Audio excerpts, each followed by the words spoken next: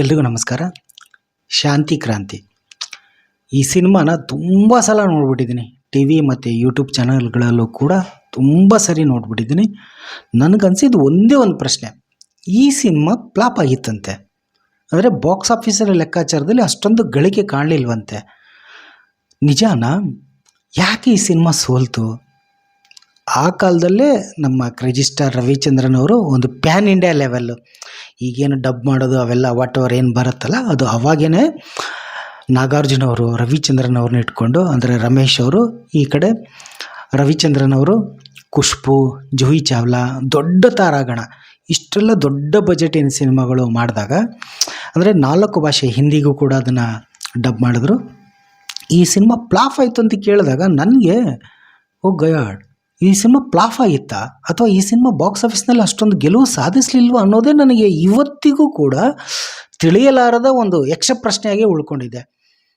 ಕತೆ ಎಷ್ಟು ಚೆನ್ನಾಗಿದೆ, ಸ್ಕ್ರೀನ್ ಪ್ಲೇ, ಡೈಲಾಗ್ಸ್ಗಳು, ಆಮೇಲೆ ಹಾಡುಗಳಂತರೂ ಎವರ್ ಗ್ರೀನ್. ಇವತ್ತಿಗೂ ಏನಾದರೂ ಬೇಜಾರಾಯಿತು ಅಥವಾ ಖುಷಿ ಆಯಿತು ಅಂದಾಗೆಲ್ಲ ಆ ಹಾಡುಗಳನ್ನ ಕೇಳ್ತಿದ್ದೀನಿ. ಆಣೆ ಮಾಡು ಈ ಕೈಯ ಮೇಲೆ, ಇದೊಂದಾಗಿರೋ ಒಂದೊಂದು ಅಕ್ಕಿಯ ಕಾಳಿನಲ್ಲೂ ತಿನ್ನೋರ ಹೆಸರು ಕೆತ್ತಿ ಹೋದು, ಹುಟ್ಟೋದ್ಯಾಕೆ ಸಾಯೋದ್ಯಾಕೆ, ಎಷ್ಟು ಅತ್ಯದ್ಭುತ ಹಾಡಿನ ಜೊತೆಗೆ ಕಥೆನೂ ಅಷ್ಟೇ. ಅಂದರೆ ಅನಂತ್ನಾಗ್ ಅವರು ಈ ಸಿನಿಮಾದಲ್ಲಿ ವಿಲ್ಲನ್ ಆಗಿ ಮಾಡಿಸ್ಕೊಂಡಿದ್ದು ಸ್ವಲ್ಪ ಯಾಕೋ ಸೂಟ್ ಅನ್ನಿಸ್ಲಿಲ್ಲ ಅಂತ ಅದೊಂದು ಎಲ್ಲರೂ ಹೇಳೋದು ಕಾಮನ್ ಡೈಲಾಗು. ಬಿಡಿ, ಅದು ಇರೋದೆ. ಅಂದರೆ ಏನೇನು ಒತ್ತಡಗಳಾಗ್ಬಿಟ್ವಂತೆ. ರವಿಚಂದ್ರನ್ ಅವರೇ ಸ್ವತಃ ಎಷ್ಟೋ ಇಂಟರ್ವ್ಯೂ, ಟಿ ವಿ ಚಾನಲ್ ಇಂಟರ್ವ್ಯೂಗಳಲ್ಲೆಲ್ಲ ಹೇಳಿಬಿಟ್ಟಿದ್ದಾರೆ, ಶಾಂತಿ ಕ್ರಾಂತಿ ಮಾಡುವಾಗ ತುಂಬ ಓವರ್ ಹೆಡ್, ಏನೋ ಯಾಕೋ ಗೊತ್ತಾಗ್ತದಂತೆ ಈ ಸಿನಿಮಾ ಶುರುವಾಗಿ ಇನ್ನೇನೋ ಈ ಸಿನಿಮಾ ಹೋಗಲ್ಲ ಅಂತ. ಬಟ್ ಅವ್ರ ತಂದೆಯವ್ರಿಗೆ ಹೇಳ್ಕೊಂಡಾಗ ಈ ಸಿನಿಮಾ ನಿಲ್ಲಿಸೋಣ ಅಂತ ಹೇಳಿದಾಗ ಇಲ್ಲ, ಅವ್ರ ತಂದೆಯವ್ರು ಹೇಳಿದ್ದು ಒಂದೇ ಒಂದಂತೆ, ಈ ಸಿನಿಮಾ ಶುರು ಮಾಡಿದೆ ಕಂಪ್ಲೀಟ್ ಮಾಡು, ರಿಸಲ್ಟ್ ಬಿಟ್ಟಿದ್ದು ಭಗವಂತನಿಗೆ ಅಂತ ಹೇಳಿದ್ರಂತೆ. ನನಗಂತರೂ ಫ್ಲಾಪ್ ಆಗಿದೆ ಅಂತ ಇವತ್ತಿಗೂ ನನ್ನ ನೆನಪಿಸಿ ಇದನ್ನೇ ಆಗಲ್ಲ, ಹೆಂಗಿದೆ ಆ ಸಿನಿಮಾ. ಅಂದರೆ ರಣಧೀರ ಸಿನಿಮಾ ಆದಮೇಲೆ ಅಂದರೆ ಅವರು ಎಡಿಟಿಂಗಲ್ಲಿ ಹೆಂಗೆ ಆಟಾಡ್ತಾಯಿದ್ರು ನೋಡಿ. ಇವಾಗೇನೋ AI ಟೆಕ್ನಾಲಜಿ ಈಗೆಲ್ಲ ಟೆಕ್ನಾಲಜಿಗಳೆಲ್ಲ ತುಂಬ ಬಂದಿದೆ. ಆವತ್ತಿನ ಕಾಲದಲ್ಲಿ ಗ್ರಾಫಿಕ್ಸು, ಆ ಹಾಡು ಮಧ್ಯರಾತ್ರಿಲಿ ಹೈವೇ ರಸ್ತೆಯಲ್ಲಿ ಹಾಡಲ್ಲಿ ಹೋಗ್ಬೇಕಾದ್ರೆ, ನಾಯಕ ನಾಯಕಿ ಬೈಕಲ್ಲಿ ಹೋಗ್ಬೇಕಾದ್ರೆ ಈ ಕಡೆ ಸುನೀಲ್ ರಾವು ಮತ್ತು ಅನೂಪ್ ಪ್ರಭಾಕರ್ ಅವರು, ಅವರ ಅಂದರೆ ನಾಯಕ ನಾಯಕಿ ಚಿಕ್ಕ ವಯಸ್ಸಿನ ಒಂದು ಪಾತ್ರವನ್ನು ಮಾಡಿದ್ರು. ಅವ್ರ ಕಣ್ಣಲ್ಲಿ ಇದು ಬರೋದು, ಹೆಂಗಿದೆ ಸಿನಿಮಾ. ಆಮೇಲೆ ಸಿನಿಮಾ ಸ್ಟಾರ್ಟ್ ಟೈಟ್ಲ್ ಕಾರ್ಡಿಂದನೇ ಮಕ್ಕಳು ಬರೋದು, ಚಾಕ್ಲೇಟ್ ರವಿಚಂದ್ರನ್ ಅವ್ರ ಮೇಲೆ ಬೀಳೋದು, ಅವ್ರನ್ನ ಎಳ್ಕೊಂಡು ಹೋಗೋದು, ಅವರು ಹೇಳಿದಾಗ ಮೇಲೆ ಏನು ಅಂದಾಗ ಅಲ್ಲಿ ಮತ್ತು ರವಿಚಂದ್ರನ್ ಅವರು ಅಂದರೆ ಅವರ ನಿರ್ದೇಶಕನ ಒಂದು ತೋರಿಸೋದಾಗಿರ್ಬೋದು, ಸಖತ್ತಾಗಿದೆ. ಆಮೇಲೆ ಆ ಸಿನಿಮಾದಲ್ಲಿ ಏನಾಗೋಯ್ತು ಅಂದರೆ ಕಾಲಕ್ಕಿಂತ ಮುಂದೋಯ್ತೇನೋ ಅಂತ ನನಗನ್ನಿಸ್ತು ಒಂದು ಕಾನ್ಸೆಪ್ಟ್. ಅಂದರೆ 1 2 3 ಹಾಡಿನಲ್ಲಿ ಬರುತ್ತಲ್ಲ, ಈ ಕಡೆ ನಾಯಕಿ ಜಿಮ್ ಮಾಡ್ತಾ ಹಾಡು ಹೇಳೋದು, ಈ ಕಡೆ ನಾಯಕ ಪೊಲೀಸಲ್ಲಿ ಹೋಗ್ತಿರ್ತಾರೆ, ಆ ಕಡೆ ರಮೇಶ್ ಅವ್ರದ್ದು ಕೂಡ ಒಂದು ಎಂಗೇಜ್ಮೆಂಟ್ ಏನೋ ನಡೀತಾ ಇರುತ್ತೆ ಸೀನ್ಗಳು. ಇಯರ್ಫೋನ್ ಹಾಕ್ಕೊಂಡು ಅವತ್ತಿನ ಕಾಲದಲ್ಲೇ ರವಿ ಸರ್ ಆ ಥರ ಒಂದು ಆಲೋಚನೆ ಮಾಡಿದರು. ಅದು ತುಂಬ ಅಡ್ವಾನ್ಸು ಟೆಕ್ನಾಲಜಿ ಆಗೋಯ್ತೇನೋ. ಇಲ್ಲೇನೋ ಮಾತಾಡ್ತಾಯಿದ್ರೆ ಅಲ್ಲೇನೋ ಕೇಳೋದು. ಅಂದರೆ ಚಿನ್ನ ಸಿನಿಮಾದಲ್ಲೂ ಈ ಥರ ಒಂದು ಕಾನ್ಸೆಪ್ಟ್ ಬಳಸಿದ್ದಾರೆ. ಅದು ಟ್ವಿಂಟ್ಯೂ ಅಂತ ಹೇಳ್ತಾ ಇರುತ್ತೆ, ನೆನಪಾದಾಗೊಮ್ಮೆ ಫೋನ್ ಮಾಡೋಂಥದ್ದು.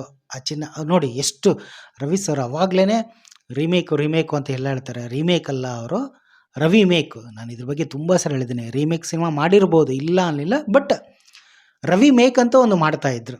ಕನ್ನಡತನವನ್ನು ಬೆರೆಸೋರು ಸಾಹಿತ್ಯ ಸಂಗೀತದ ಮೂಲಕ, ಇಲ್ಲಿ ನೇಟಿವಿಟಿಗೆ ತುಂಬ ಇದು ಮಾಡೋರು. ಅದಕ್ಕೆ ಅವರ ರವಿ ಮೇಕ್ ಅಂತ ಕರಿಬೇಕು ಅವ್ರ ಸಿನಿಮಾಗಳನ್ನ. ಕಾಲಕ್ಕಿಂತ ಮುಂದೋದ್ರೇನು ಅಂತ ಅನ್ನಿಸ್ಬಿಡ್ತು ನನಗೆ. ಅಂದರೆ ಆ ಟೈಮ್ನಲ್ಲಿ ಇದು ಅಷ್ಟೊಂದು, ಅಂದರೆ ಟೆಲಿಫೋನ್ ಇದ್ದಂಥ ಜಮಾನದಲ್ಲಿ ಅವರು ಕಿವಿಗಿದ್ದು ಹಾಕ್ಕೊಂಡು ಮಾತಾಡೋದು ಅದೊಂಥರ ಹೊಸತನ ಅನ್ನಿಸ್ತು. ಅಂದರೆ ಹೀರೋಯಿನಿ ಸತ್ತೋಗ್ಬಿಡ್ತಾಳೆ, ಅದು ಸ್ವಲ್ಪ ಎಲ್ಲೋ ಬೇಜಾರಾಗೋಯ್ತು. ಜೂಹಿ ಚಾವ್ಲಾ ಅವರ ಪಾತ್ರ, ಅಂದರೆ ಜೂಹಿ ಚಾವ್ಲಾ ಅವರ ಪಾತ್ರ ಸತ್ತ ಮೇಲೇ ನೆಕ್ಸ್ಟ್ ಇವ್ರನ್ನ ಜೈಲಿಗೆ ಹೋಗ್ತಾರೆ. ಅಲ್ಲಿಂದ ಹುಡುಗರು ಬಂದು ಅವ್ರು ಬಿಡಿಸ್ಕೊಂಡು ಹೋದಾಗ ಅಲ್ಲೇ ಇದ್ದರೆ ನಾವು ಸುಮ್ಮನೆ ಇದ್ದರೆ ಬೆನ್ನು ಹತ್ತುತ್ತಾರೆ ಇಲ್ಲೋ ಈ ಹಾಡು ಬರೋದು. ಅಲ್ಲಿ ರಮೇಶ್ ಅವರು ಮಾಡಿರೋ ಪಾತ್ರನ ತೆಲುಗು ತಮಿಳಲ್ಲಿ ರವಿಚಂದ್ರನ್ ಅವರು ಮಾಡಿದ್ರು. ಹೀಗಾಗಿ ಅದು ಬಿಡಿ, ಅದು ಕತೆ ನಿಮ್ಗೆ ಎಲ್ರಿಗೂ ಗೊತ್ತಿರೋದೆ. ಬಟ್ ಈ ಸಿನಿಮಾ ಯಾಕೆ ಫ್ಲಾಪ್ ಆಯಿತು ಅನ್ನೋದು ಇವತ್ತಿಗೂ ಒಂದು ಯಕ್ಷ ಪ್ರಶ್ನೆ. ನಿಮಗೂ ಅನಿಸಿರುತ್ತಲ್ವ, ತುಂಬ ಸಲ ಅನಿಸಿರುತ್ತೆ ಈ ಸಿನಿಮಾ ಯಾಕೆ ಫ್ಲಾಪ್ ಆಗೋಯ್ತು ಅಂತ. ನನಗನ್ಸಿರೋ ಮಟ್ಟಿಗೆ ಅದು ಹೀರೋಯಿನ್ ಸಾಯೋದೊಂದಾಗಿರ್ಬೋದು, ಆಮೇಲೆ ಒತ್ತಡಗಳು ಒಂದಿಷ್ಟು ಎಲ್ಲವನ್ನು ನಿಭಾಯಿಸಬೇಕಾಗಿತ್ತು ಅದೊಂದಾಗಿರ್ಬೋದು. ಅನಂತ್ನಾಗ್ ಅವ್ರನ್ನ ನಮಗೆ ಅದು ಆ ಟೈಮ್ನಲ್ಲಿ, ಇವಾಗ ಓಕೆ ಎಲ್ಲ ರೀತಿಯ ಪಾತ್ರಗಳನ್ನ ಮಾಡ್ತಾರೆ. ಬಹುಶಃ ಆ ಟೈಮ್ನಲ್ಲಿ ನಮ್ಮ ಮನೆಯವರೆಲ್ಲ ಹೇಳ್ತಾರಲ್ಲ, ನಮ್ಮ ಚಿಕ್ಕಪ್ಪ ದೊಡ್ಡಪ್ಪ ಎಲ್ಲರೂ ಅನಂತ್ ನಾಗ್ ಅವ್ರನ್ನ ನಾವು ಆ ಥರ ವಿಲ್ಲನ್ ಆಗಿ ನೋಡೋಕೆ ಇಷ್ಟಪಡಲಿಲ್ವಂತೆ. ಬಟ್ ನೋಡಿ ರವಿಚಂದ್ರನ್ ಅವರು ಸುಂದರಕಾಂಡ ಅಂತ ಸಿನಿಮಾ ಮಾಡ್ತಿದ್ರು. ಶಂಕರ್ ನಾಗ್ ಅವರು ವಿಲ್ಲನ್ ಅಂತೆ. ಆಮೇಲೆ ಅದು ಎಲ್ಲ ಕಟ್ಟೆಲ್ಲ ಮಾಡ್ಬಿಟ್ಟು ಪ್ರೀತಿ ಮಾಡೋ ಹುಡುಗರಿಗೆಲ್ಲ ಅಂತ ಹೆಸರು ಚೇಂಜ್ ಮಾಡಿಬಿಟ್ಟು ಸಿನಿಮಾನ ಮತ್ತೆ ಅಂದರೆ ಆ ರವಿಚಂದ್ರನ್ ಅವ್ರು ಏನು ಶೂಟ್ ಮಾಡಿದ್ರಲ್ಲ ಅದ್ರ ಒಂದು 50% ಇಟ್ಕೊಂಡು ಮತ್ತೆ ರೀಶೂಟ್ ಮಾಡಿ ನವೀನ್ ಮಯೂರ್ ಅವರು ಮತ್ತೆ ಆ್ಯಕ್ಟ್ ಮಾಡಿ ಆ ಸಿನಿಮಾ ಮಾಡಿದ್ರು. ಅದು ಅಷ್ಟು ಹೋಗಲಿಲ್ಲ ಅದು. ಬಟ್ ಈ ಶಾಂತಿ ಕ್ರಾಂತಿ ಸಿನಿಮಾ ಅವತ್ತು ಫ್ಲಾಪ್ ಆಗಿದ್ದು, ಇವತ್ತು ಕಲ್ಟ್ ಕ್ಲಾಸಿಕಲ್ ಆಗಿದೆ ಸಿನಿಮಾ. ಬಟ್ ಈ ಸಿನಿಮಾ ಗೆದ್ದುಬಿಟ್ಟಿದ್ರೆ ಎಂತಿಂಥ ದಾಖಲೆಗಳೆಲ್ಲ ಆಗ್ಬಿಡವು. ಆಮೇಲೆ ಅದರ ಸಾಲ ತೀರಿಸೋದಕ್ಕೆ ರಾಮಾಚಾರಿ ಸಿನಿಮಾ ಮಾಡಿದ್ರೆ ನಾರ್ಮಲ್ ಬಜೆಟ್, ಆ ಸಿನಿಮಾ ಸೂಪರ್ ಡೂಪರ್ ಹಿಟ್ ಆಗೋಯ್ತು. ಒಂದೊಂದ್ಸರಿ ಎಕ್ಸ್ಪೆಕ್ಟ್ ಮಾಡಿದ್ದು ಆಗಲ್ಲ, ಏನೇನೋ ಎಕ್ಸ್ಪೆಕ್ಟ್ ಮಾಡಲಿಲ್ಲಂಗೆ ಇರ್ತೀವಿ, ಅದು ಹಿಟ್ ಆಗಿಬಿಡುತ್ತೆ ಅಂತಾರಲ್ಲ, ಆ ಥರ ಇನ್ಸಿಡೆಂಟ್ ಆಗಿದ್ದು ಶಾಂತಿ ಕ್ರಾಂತಿ ಸಿನಿಮಾದಲ್ಲಿ.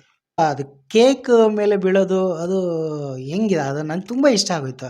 ಜೂಚಲ್ ಅವರು ಬರ್ತಡೇ ದಿನ ಇದ್ದಾಗ ಅದು ಕೇಕ್ನ ಬೆಡ್ ಮೇಲೆಲ್ಲ ಹಾಕ್ಬಿಟ್ಟು ಅವಳು ಬೀಳೋದು ಹೋಗೋದು ಸಚ್ಚೆ ಇದು. ಇತ್ತೀಚೆಗೆ ಅನುಪ್ರಭಾಕರ್ ಅವರು ಅಂದರೆ ರಾಜೇಶ್ ರಿವೀಲ್ಸ್ ಅಂತ ಒಂದು ಚಾನಲಲ್ಲಿ ಇಂಟರ್ವ್ಯೂ ಕೊಡಬೇಕಾದ್ರೆ ಈ ಸಿನಿಮಾದ ಬಗ್ಗೆ ತುಂಬ ನೆನಪಿಸ್ಕೊಂಡ್ರು. ಈ ಸಿನಿಮಾ ರವಿ ಮಾಮ ಅಂತಲೇ ಕರೀತಾರೆ ಅವರು ರವಿಚಂದ್ರನ್ ಅವ್ರನ್ನ. ಈ ಸಿನಿಮಾದ ಬಗ್ಗೆ ನೆನಪಿಸ್ಕೊಂಡ್ರು. ಆವಾಗ ನಾನು ಮತ್ತೆ ಈ ಸಿನಿಮಾನ ಮತ್ತೆ ಯೂಟ್ಯೂಬಲ್ಲಿ ಹೋಗಿ ನೋಡಿದೆ. BGM ಹೆಂಗಿದೆ ಲಾಸ್ಟಲ್ಲಿ, ಟಿಮ್ಸಲೇಖ ಅವರ ಹ್ಯಾಟ್ಸ್ ಆಫ್. ಹಾಡುಗಳು ಅಸಲಿ ತುಂಬ ಬೇಜಾರಾದಾಗ ಹುಟ್ಟೋದಕ್ಕೆ ಸಾಯೋದಕ್ಕೆ ಹಾಡು ಕೇಳ್ಬಿಟ್ರೆ ಇನ್ಸ್ಪಿರೇಷನ್, ಅಷ್ಟು ಇನ್ಸ್ಪಿರೇಷನ್ ಮಾಡಿದಂಥ ಹಾಡುಗಳು. ಆಮೇಲೆ ಆ ಮಕ್ಕಳನ್ನ ಹಿಡ್ಕೊಂಡು ಇಡೀ ಇದರಲ್ಲಿ ಶಾಂತಿ ಕ್ರಾಂತಿನ ಆ ಟೈಟಲ್ ಕಾರ್ಡೇ ಎಷ್ಟು ಒಂದು ತೋರಿಸೋ ವಿಧಾನ, ಅಬ್ಬಾ ರವಿಚಂದ್ರನ್ ವಿಷನ್ಗೆ ನಿಜವಲ್ಲೂ ಅವರ ವಿಷನ್ಗೆ ನಿಜವಲ್ಲೂ ಹ್ಯಾಟ್ಸ್ ಅಪ್ ಅಂತಲೇ ಹೇಳ್ಬೋದು.